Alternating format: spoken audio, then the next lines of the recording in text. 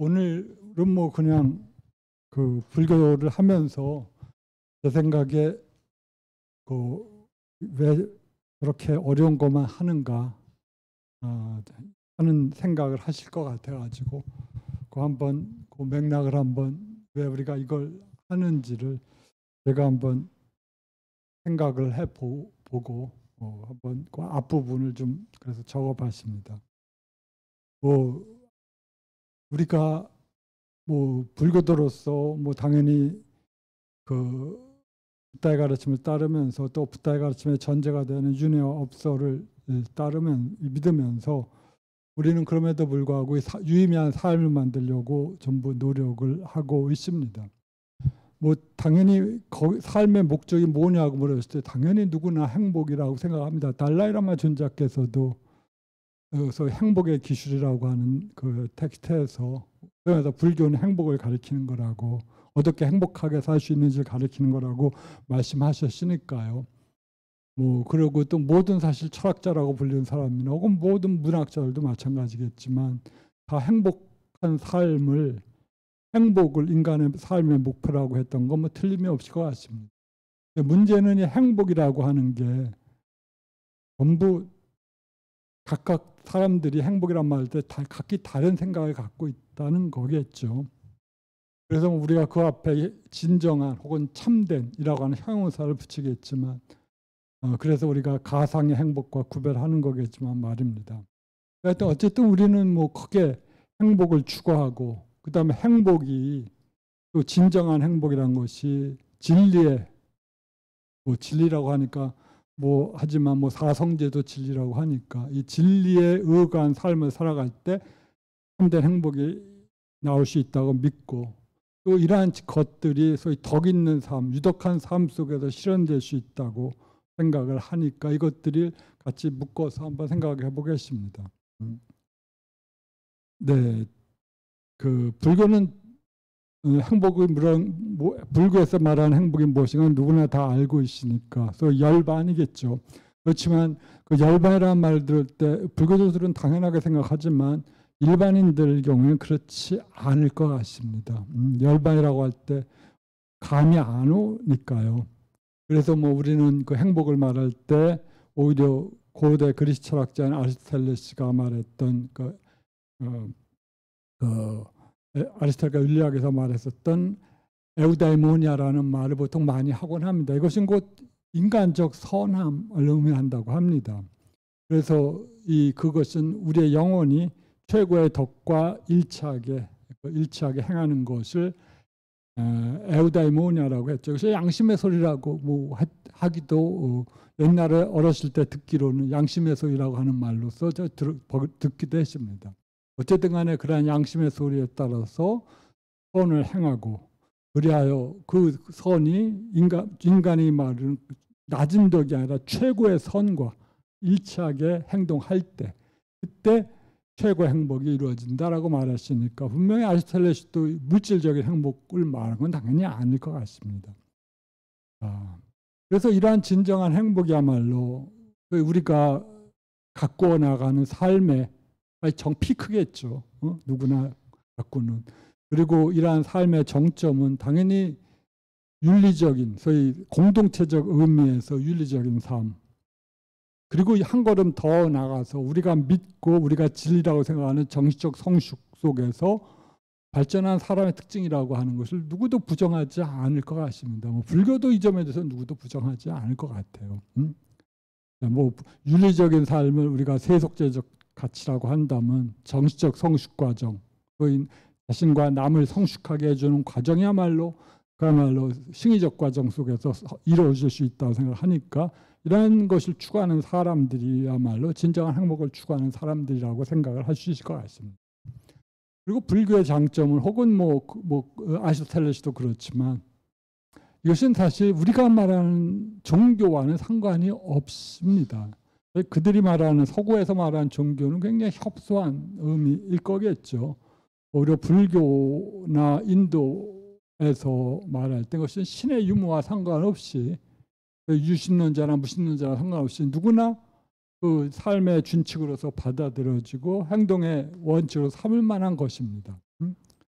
그렇지만 어쨌든 간에 이러한 행복의 이상이 그렇지만 뭐랄까요? 각자가 믿는 관념에 따라서 각기 달라질 수밖에 없을 것 같습니다. 그러니까 올바로 우리가 알 때 우리는 올바른 방식대로 행복을 추구하게 될 거라고 생각을 합니다. 만약에 우리가 조금 이따 다시 한번 생각하겠죠. 우리가 뭐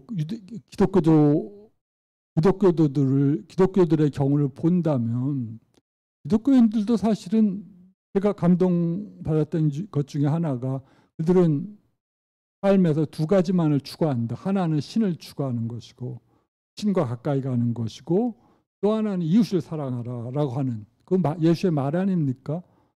저는 그걸 듣고 굉장히 좋은 말이라고 생각했어요. 다만 거기서 신이 그러한 우리가 미켈란젤로의 그 천지창조에서 나오는 그러한 생명을 주는 자로서 신이 아니라 이 신을 불교의 공성이라고 생각을 한다면 우리는 불교도로서 전혀 거기에 대해서 이의를 제기할 게 없을 것 같습니다. 그 캐나다에서 활동하고 있는 오강남이라고 하는 자유주의 신학자가 있죠. 오강남 씨가 있는데 알고 봤더니 그 사람이 뭐 불교와의 접목을 많이 시도하는데 그래서 그 사람의 특징 중에 하나가 저 책을 읽어보지 못하지만 서평을 보니까 불교적으로 신을 해석했다 그러더라고요. 불교의 무아나 공성을 신으로 해석하니까 그야말로 초기 기독교들이 말했던 신이 잘 보이더라 하는 것입니다. 메시지가. 알고 봤더니 그분이 박사학위 논문을 캐나다에서 썼는데 그 금강경을 갖고 쓰셨더라고요. 뭐 그렇게 되니까 뭐 이해가 갔습니다만은 그러니까 우리는 그러한 종의 궁극적인 것에 대한 접근, 그 궁극적인 것을 불교도 당연히 열반이라 생각을 하고 또 붓다라고 생각을 하고 기독교도들은 신이라고 생각하더라고. 지 대문자 신을 지라고 시작하는 신이라고 생각하지만 그 지를 공성이라고만 우리가 이해한다면 전혀 문제될 거 없을 것 같습니다. 그러나 한번 잘못된 방식으로 그것의 이야기를 듣는다면 그것이 우리의 인간의 형상을 한 어떤 인격적인 존재고라고 생각을 한다면 그때는 우리는 그 신을 그러면서 사유화하는 거겠죠. 인간화하는 겁니다. 기독교도들은 그것이 올바른 이해라고 생각을 할지는 모르겠지만 말입니다. 어쨌든 간에 우리가 이렇게 우리의 행복의 삶은 우리가 아는 소위 아는 만큼 보이게 될 수밖에 없기 때문에 우리는 행복해지기 위해서 사실은 올바로 알아야 되는 것 같습니다. 그래서 팔정도에서 항상 앞에 쌈약 올바로 보고 권사 올바로 결단력을 내리고 하는 등등의 올바른이라고 하는 형용사를 붙인 것은 우리가 올바로 아는 만큼 올바르게 이 세계를 해석할 수 있고 또 올바른 방식대로 삶을 꾸며나갈 수 있기 때문이라고 생각을 합니다. 물론 우리 같은 범부들 자기들의 주장들이 전부 올바르다고 주장을 하니까 우리가 만약 제대로 마음 훈련을 하지 않는다면 그 앞에서 헤매게 되겠죠. 전부 자기께 최고의 약이라고 떠드는 돌팔이 약장사들이 많으실 때 과연 어떤 약이 최고의 약인가를 아는 건 우리들의 안목과 우리들의 경험밖에 없지 않겠습니까? 그리고 좋은 그 시승이 쓰진 텍스트들을 우리가 먼저 읽었다면 그때 우리는 그걸 알 수가 있겠죠. 그러나 그걸 알지 못한다면 전부 약장수들이 자기 약이 최고라고 떠들어대는 시장판에서 우리들은 아마 길을 잃게 될 것 같습니다. 일반적으로 하여튼 이러한 행복은 그러니까 일반적으로 세속적인 측면에서 사회적이고 세속적인 측면에서 말하자면 일종의 예방주사를 맞는 것 같습니다. 그래 그 여러 가지 세상의 어려움, 세상의 고통, 불교에서 말하는 일체계고라고 할 때 세상의 고통이라고 하는 방식으로 우리가 예방주사를 맞음으로써 우리가 헛된 꿈을 이상을 갖지 않는 거예요. 꿈을 꾸지 않는 거죠.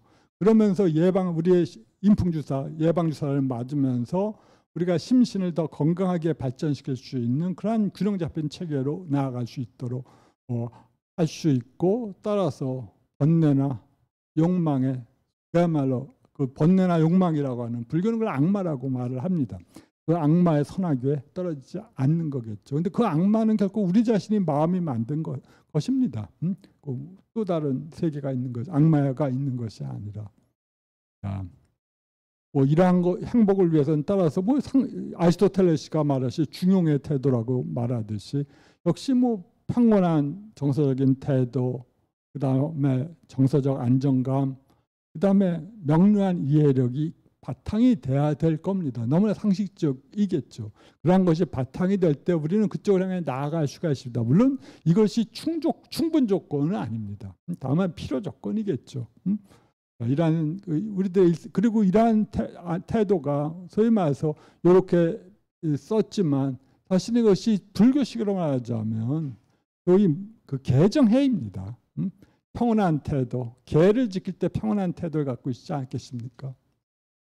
그다음에 정서적 안정감은 사실 소나타를 할 때, 집중 수행을 할 때 우리들은 진짜 정서적 안정감을 갖고 있을 수가 있겠죠. 확고한 고목이 바람에 흔들리지 않는 그러한 깊은 심적 상태를 유지할 수가 있겠죠. 그다음에 비파샤나, 우리가 관이라고 불리는 그 수행 속에서는 당연 명료한 이해가 아마 나올 겁니다. 그러니까 이것은 그 개정해를 현대 우리말로 바꾼 거에 지나지 않습니다만은 이러한 것들이 올바른 그 궁극적인 그 것에 대한 이해, 그 다음에 거기에 바탕을 둔 이웃에 대한 사랑, 일체 중생에 대한 연민 등을 발전시킬 수 있는 토대가 될 것 같습니다. 네. 그리고 말씀드린 것처럼 진정한 행복, 진정한이라고 말을 할 때 당연히 이것들은 일상적인 세속적인 성취가 아니라고 하는 걸 함축할 것 같습니다. 우리가 사실은 생각해 보면 저는 가끔 이런 생각을 갖고 있습니다. 무덤에 있다고 생각을 해보면 과연 내가 이 세상에서 이루었던 모든 것 무엇이 과연 나를 위안을 줄 것인가 라는 생각을 한번 해보게 됩니다. 내가 소위 말해서 독일말로 스테르베베트라고 하는데 죽음의 침상에 누워 있을 때 목숨이 이제 일주일이나 3일 정도 남았다고 생각할 때 과연 무엇이 과연 나를 진정으로 위로를 해줄까 할 때 그때 우리들은 부처님이 말씀해 주셔서 재산도 아니고 건강은 이미 상했을 테니까 믿을 게 아니겠죠. 그 다음에 사랑하는 가족들도 진정한 의미에서 위안을 주지는 않을 것 같습니다.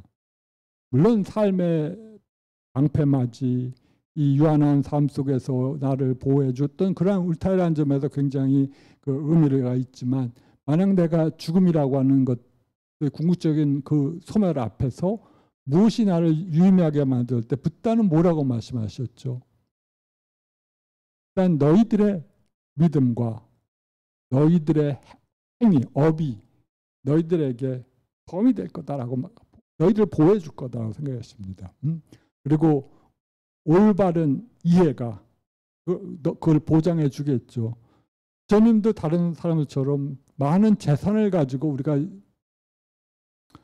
갑자기 그런 말을 하니까 갑자기 예수님 생각이 나는데 뭐 부자가 뭐 천국에 들어가는 것은 낙타가 바늘구멍으로 들어가는 것만큼 어렵다라고 하는데 그 맥락은 뭐 당연히 그 많은 재산이 집착의 대상이 될 때는 얼마만큼 아깝겠습니까? 그러니까 부처님도 결국은 재산이 많은 재산과 부가 우리들을 보호해 주지 못한다. 너무나 당연하겠죠.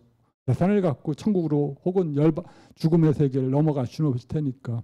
그렇지만 그 덕은 공덕은 업으로 항상 남는 거다라고 하는 말씀을 듣곤 있는데 하여튼 진정한 그 소위 말해서 부처님이 말씀 것처럼 죽음을 넘어선 행복이랄까요. 사실 그것도 부처님의 중심 명제 중에 하나거든요. 부처님이 우리는 부처님을 초기 불교도들은 죽음을 넘어선 존재라고 생각을 했습니다. 그리고 부처님도 자기 자신이 열반을 성취했을 때 드디어 나는 불사의 영역을 찾았다라고 말씀하셨어요.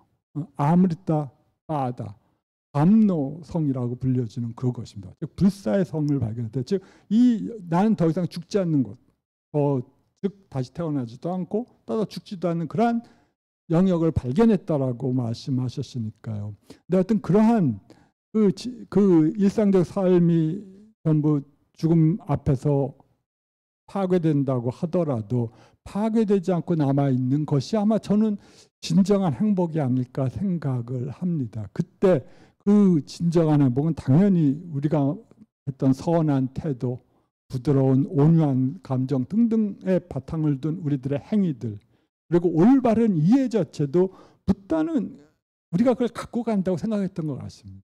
우리가 현생에서 발전시킨 만큼 우리들은 그 내생에서 이것을 전부 소실하고 다시 제로에서 시작하는 게 아니라 우리가 발전시킨 것을 우리는 다시 내생에서도 다시 회복해서 갈 수 있다고 생각하는 것 같습니다. 일종의 잠재적 경향이겠죠.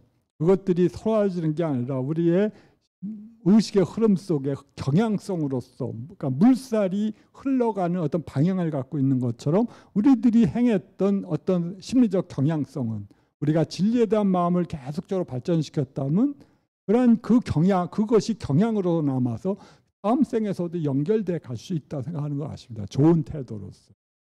만약에 평생을 남을 속이고자 하는 생각을 갖고 살아왔던 사람이라면 그것들은 그 경향이 계속 강화돼서 뭐 내 생에서도 그러한 방식으로 태어나는 것처럼 말씀입니다. 어쨌든 간에 이러한 이것들이 뭐 우리가 사성제에 대한 기쁨이라고 혹은 사성제에 대한 그 이해라고 말했던 건데 결국 이 사성제에서 나오듯이 이러한 진리에 대한 기쁨을 혹은 진리에 대한 기쁨을 가로막는 것이 뭐겠습니까? 우리가 다 알고 있듯이 무명, 무지와 일상이 고통이라는 사실을 모르고 우리는 이 세계는 즐거운 것이 하면서 계속적으로 낙천적으로 혹은 가볍게 이 세계를 접근하죠. 또 그리고 가볍게 생각하면서 이 세계를 욕망의 대상으로 삼아서 자기의 소유로 만들고자 하는 욕망들이 그 기본적인 그 진리에 대한 알물 혹은 사성제에 대한 알물 방해하는 거라고 생각을 합니다. 이것이 바로 우리가 진정한 행복이 무엇인가에 대한 그 알 때 어떤 것이 진정한 행복인가에 대한 일반적인 그런 문제였습니다. 그래서 두 번째 짤막한 주제로서 진리에 따른 뭐 사성제에 따른 알물도 마찬가지일 것 같습니다. 사성제라고 하면 너무 불교적이지만 사실은 굉장히 중립적인 언어라고 저는 생각을 합니다만 어쨌든 간에 사성제에 따라 생각해 볼 때 진정한 행복은 다만 감각적인 경험과 그 결과가 아니라는 건 너무 당연할 겁니다. 우리가 사성제에서 집지에 해당되는 그 소위 이곳저곳에서 즐거움을 찾는 태도들이요. 우리들은 현생에서도 즐거움을 찾고 과거에 대해서도 과거의 집착에 대해서 집착하고 미래의 낙에 대해서는 희망하거든요. 기대하고 있고 그다음에 현생의 낙에 대해서는 집착을 한다고 생각을 하고 있습니다.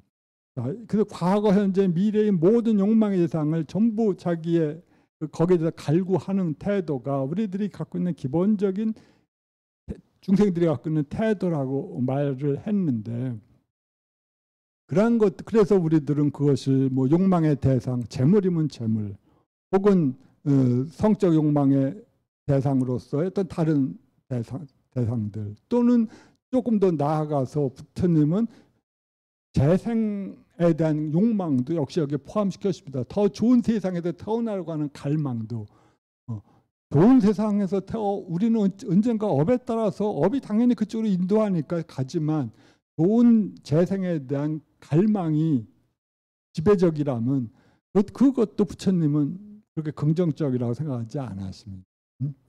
그래서 그러한 여러 가지 종류의 욕망들에 의해서 우리가 재물이든 성적 대상이든 아니면 좋은 재생이든 그런 것에 대한 갈망을 하고 있는데 이것들은 결코 그 감각적 경험의 대상들에 대한 욕망이라고 부처님은 보았고요. 또 이러한 태도의 밑바닥에 깔려 있는 건 이 세계에 대한 즐거움이라고 봤거든요. 그것을 이 감각적 대상에 대한 아삐라트라고 산스크리트한테 욕망이라고 생각했습니다. 거기 이것저것에서 즐거움을 느끼는 거예요. 이걸 하면 좋겠는데 저걸 하면 좋겠는데 저 세상에 태어나면 얼마나 좋을까 하는 등등의 어떤 근본적인 욕구들, 근본적인 기쁨들 우리가 그곳에서 근본적으로 기쁨을 느끼기 때문에 부처님은 우리가 그곳에 태어난다고 말을 했거든요. 그러니까 우리는 이 인간 세상의 몸으로 받고 있는 건 인간의 삶에 대해서 근본적인 기쁨을 갖고 있기 때문에, 근본적으로 거기에서 희열을 느끼기 때문에 이곳으로 태어난다고 부처님이 말했다. 누가 가고자 해서 간 거다. 그러니까 물론 그곳에 떨어지는 것과 업에 따라서 또 그곳에 다른 중생들을 도와주기 위한 태도를 가지고 들어오는 삶과는 전혀 다르겠죠. 똑같이 윤회 세계에 들어오지만 어떤 경우에 업의 힘에 이렇게 미끌려서 들어오는 그러한 삶의 양태와 수시로 자발적인 방식으로 택해서 들어오는 것, 그것이 부사의 변혁사라고, 생사라고 보통 말하는, 대승에서 말하는 거거든요. 그 업을 바꿔서 원으로 바꿔서 원의 힘에 이끌려 가지고, 즉 보살의 원에 이끌려 갖고 이 세상에 태어나라 라고 하는 것이 대승에 가르치고, 그것을 등가경이나 식만경 같은 데서는 부사의 번역 생사라고 불렀습니다. 그것이 보살의 삶이라고 불렀거든요. 하여튼 그것은 우리가 감각적인 욕망에 이끌려서 그 업과로서 이 재생을 택하지 말고 자발적으로 이 세계에 타인을 위한 안가주망의 토대로서 이 세계에 들어와라 라고 하는 거거든요. 그런데 그러한 것들은 그러한 생각들을 할 때, 그럴 때 우리들은 물을 수가 있지 않겠습니까? 이 세계가 고통이라면서 삼계가 계고라고 말해, 모두 고통이라고 말하는데 왜 들어와? 라고 말할 때 그것은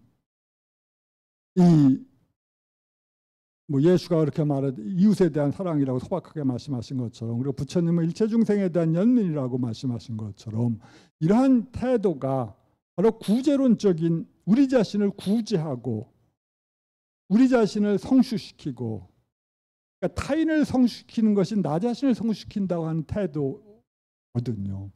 네? 그것이 기본적인 밑바탕에 깔리는 대승적 통찰이라고 보입니다. 그러니까 남을 성숙시키는 것이 바로 나 자신을 성숙시키는 것이다. 영국의 형이상학파 시인이 은단이 말한 것처럼, 바로 우리는 고립된 삶이 아니라 그 밑바닥 해저를 통해서 연결된 대륙의 일부분이라고 하는 자각을 갖고 있다면, 우리는 그곳에 서로 떨어진 존재가 아니라는 자각하에서 다른 존재들이 나와 분리된 존재가 아니라는 그 자각하에서 이 세계에 안가주망할 수가 있는 거죠. 모든 위대한 인간들은 그러한 생각을 했던 것 같습니다. 존 단이라고 하는 셰익스피어랑 비슷한 시기에 살았던 영국의 시인도 그랬고, 또 그 이전에 우리들은 중국에서는 서명의 장제 같은 사람들은 우리들은 동일한 뿌리에서 나온 존재다라고 하는 걸 말하지 않습니까? 또 이경생님이 어떤 글에 쓰신 것처럼 세 개의 붓다를 들면서 우리 동일한 붓다가 이 세계에 현현하시는데, 에피파니로서 하나의 구제의 힘으로서 그러한 방식으로 우리들은 자발적으로 이 세계에 타인들을 구하기 위해, 왜냐하면 그 타인과 나는 근본적인 의미에서 다르지 않은 때문에, 궁극적인 의미에서 평등한 존재이기 때문에, 그러한 것을 타인을 성숙시키기 위해서 것이고 자기를 성숙시키는 것이라고 하는 의식하에서 들어오거든요.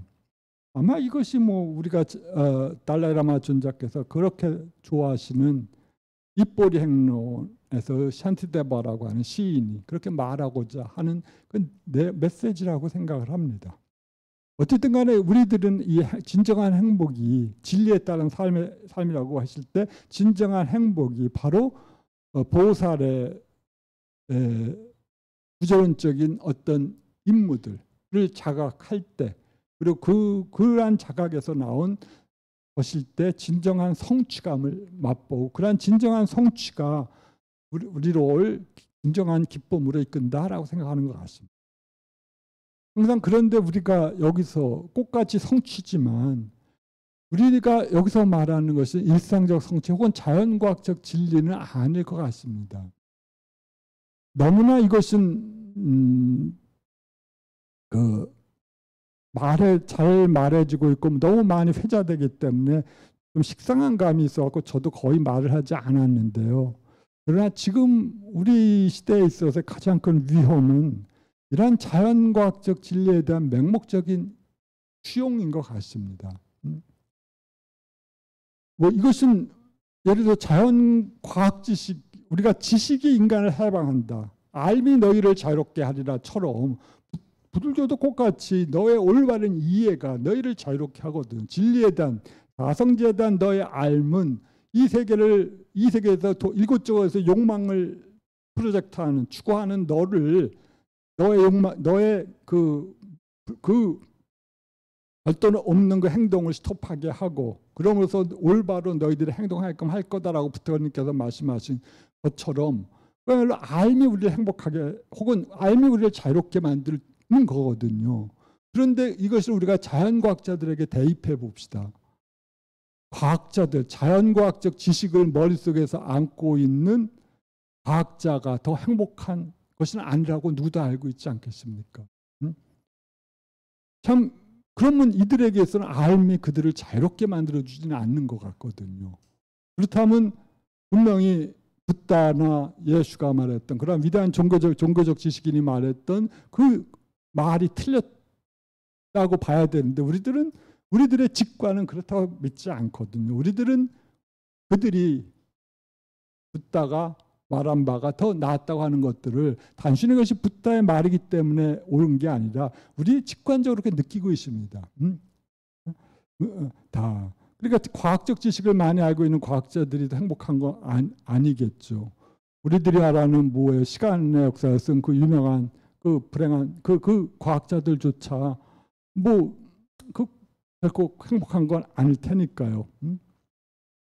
또 나아가서 사람에 국한되지 않는다고 하더라도 자연과학 자체가 과연 인간을 혹은 생명체를 행복하게 만드는 데 기여했는가 하는 점을 과연 생각해 본다면 우리들은 고개를 갸우뚱거릴 수밖에 없습니다. 물론 이것은 제가 꺼림직하게 생각했던 것처럼 지난 19세기, 18세기부터 인문학자들이 계속 떠들어왔던 내용들이기도 하기 때문에 너무 식상한 것처럼 보이지만, 그러나 지금 20세기에 그야말로 제4차 산업혁명의 시대가 도달됐다고 떠드는 이 시기에도 과연 인간이 그 과학적 지식에 의하여 행복해지는가 하는 점은 또 다른 문제인 것 같습니다. 물론 우리들은 여기에도 의학의 발전과 같은 몇 가지 예인이 있을 것 같습니다. 그렇지만 자연과학적 지식이 우리들로 하여금 편안함을 선사한 건 틀림없는 것이지만, 그것의 반대 급부가, 그것 때문에 우리가 지불해야 될 그 것들이 지금 너무 엄청난 세대에 살고 있어요.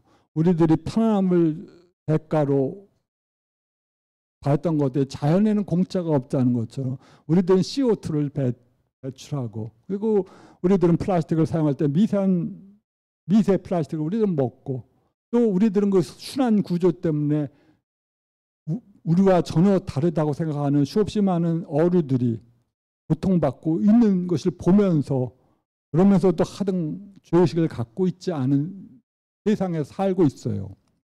그럴 때 과연 이러한 과학과 그 과학의 산물들이 과연 이 세계를 과연 더 살만한 세상으로 만들어주는지, 더 의미 있는 세계로 만들어주는지를 진짜 심각하게 다시 묻게 될 수밖에 없습니다. 자연과학이 추구하는 것들, 우리들은 자연과학도 수학이나 물리학처럼 일종의 그 형상, 본질에 대한 지식이라 생각해서 그것들이 지배에 대한, 우리들을 사회과학이나 혹은 정치학이나 혹은 다른 공학처럼 어떤 다른 것들을 지배하기 위한 어떤 학문이 아니라고 생각을 하지만, 점차 그러한 학문들조차도, 수학이나 자연과학 같은 학문들조차도 점차 이 지배를 위한 학문에 복종하는 것 혹은 그것들에 종사하는 것 같은 생각이 들어서 별로 편안한 생각이 마음이 들지 않습니다. 네. 물론 우리가 이렇게 자연과학이 주는 것들을 너무 비판적으로 본다고 생각할 수도 있을 거예요. 그것은 자연과학의 잘못이 아니라 우리들의 반응 체계에 문제가 있다라고 말을 할 수도 있겠죠. 그래서 우리들이 어떤 편안함을, 만약 어떤 것에 의하여 편안함을 주었다면, 냉장고가 없던 시대에 살고 있는 사람들이 새로운 냉장고가 들어갈 때 얼마큼 편하겠습니까? 이제 부패한 음식의 위험에서부터 벗어나고 깨끗한 것들을 보존할 수 있고 좀 편해지겠죠. 이제 그것이 도입될 때 우리들은 그걸 당연스럽게 여기기 때문에, 우리들은 너무나 것들을 그 소중함을 모르고 당연시 여기기 때문에 그럴 거다. 그래서 우리들의 감각 패턴에 문제가 있기 때문에 그런 거 아니냐라고 생각할 수도 있을 것 같습니다. 여기에 뭐 그것도 하나의 뭐 분명히 그 진단은 될 것 같습니다. 이러한 문제에서는 우리들이 불교의 서욕지족에 대해서 작은 욕망을 갖고 그리고 만족하는 것, 만족한 삶이라고 하는 고전적 답을 갖고 생각할 수도 있을 것 같습니다. 사실 뭐 이러한 소욕지족이야말로 소극적으로 살라고 하는 것이 사실은 아니라 진짜 가장 적극적인 삶의 태도라고 저는 생각합니다. 지족하는 것, 만족하는 삶. 언제 만족하는 거야말로 사실 모든 철학자나 모든 위대한 종교인들이 말했던 진리 아니겠습니까? 현재 살아가라.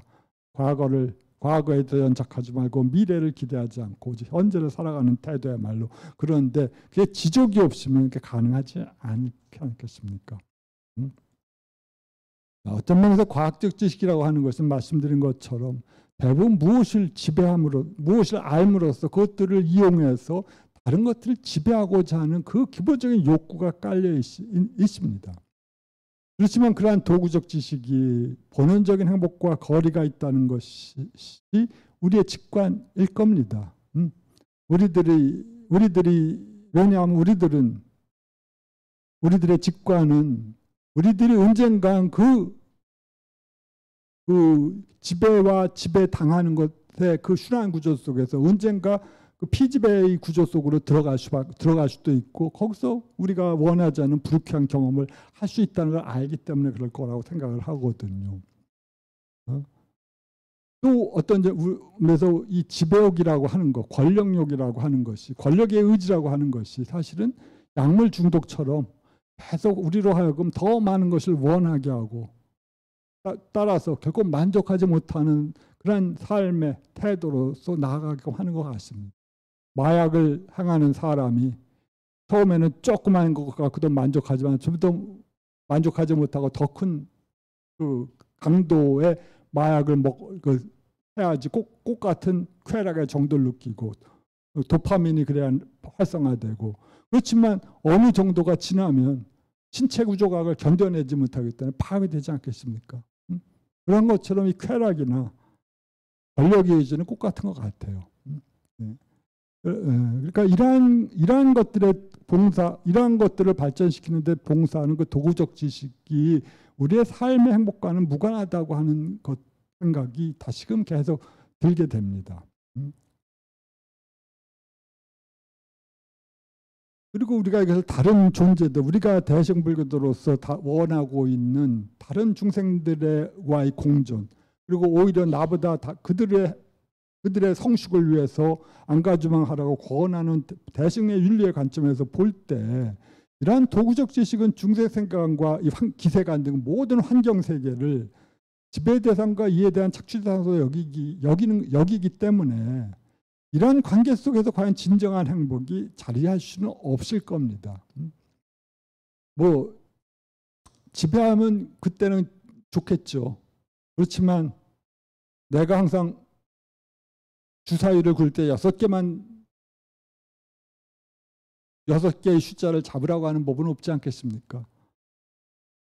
6개가 6도 윤회를 저는 상징한다고 생각하는데, 뭐 항상 우리는 1의 숫자를 잡으면 될 수 없이 지옥에서 떨어질 수밖에 없을 텐데, 어쨌든 간에 이러한 지배구조와 지배대상, 이 지배구조화에서 지배자와 피지배자의 관계로 우리가 생각을 한다면, 이러한 관계 속에서 이 세계를 해석하고 이 세계를 재단하는 그러한 그러한 것 속에서 진정한 행복이 자리할 여지는 없다고 생각을 합니다. 적어도 이것은 우리가 불자로서 모든 것이 연기적 관계에, 의존적 관계에 있다고 하는 것, 또는 중간의 표현대로 상호전적 인과적 망 속에 있다고 하는 것에서 출발한다면 더욱 그러할 것입니다.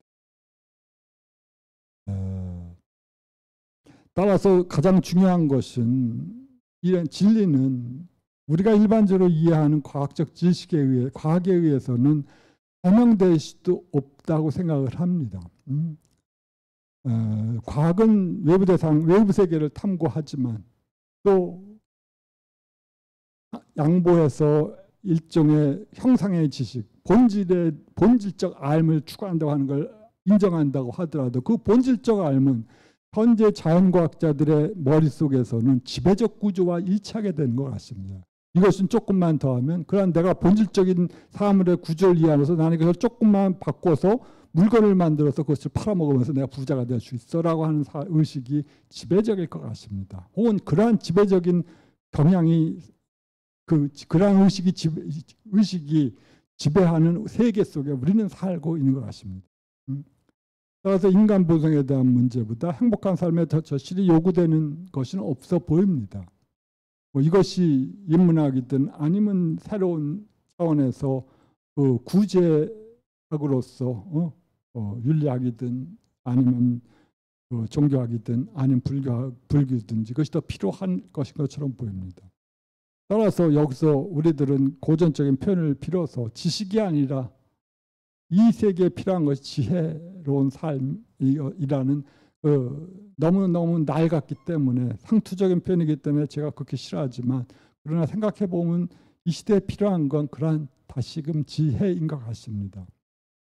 아까 말씀드린 샨떼바라고 하는 시인은 이 세종께서는 이 불교 체계, 불교 사상 전체를 지혜를 개발하도록 가르치셨다. 따라서 고통을 방어하기를 원한다면 너희들은 마땅히 지혜를 개발해야 된다고 말을 한 것 같습니다. 네.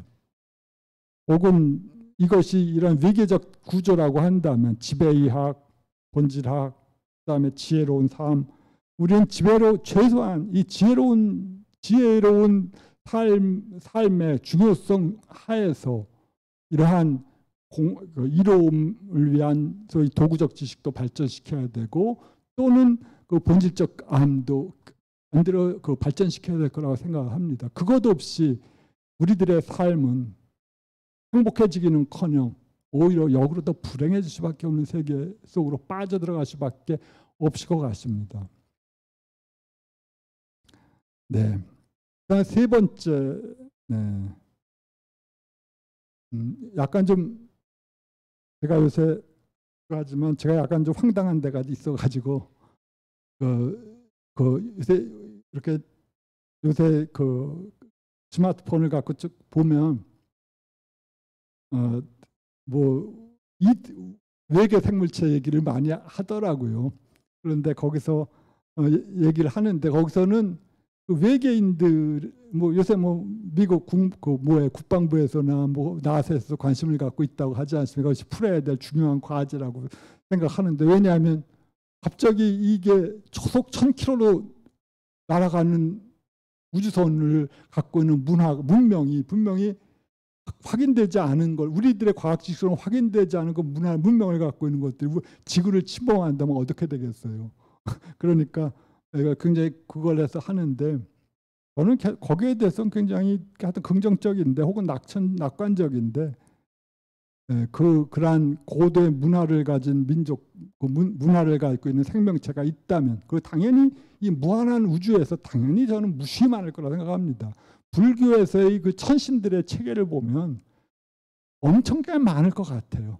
그 천신들은 하늘에는 신들이, 땅 밑에는 지옥이라고 하는 것이 전형적인 모토인데, 그 무한한 우주에서 과연 파스칼이 말했던 것처럼 영원한 침묵이 있을까요?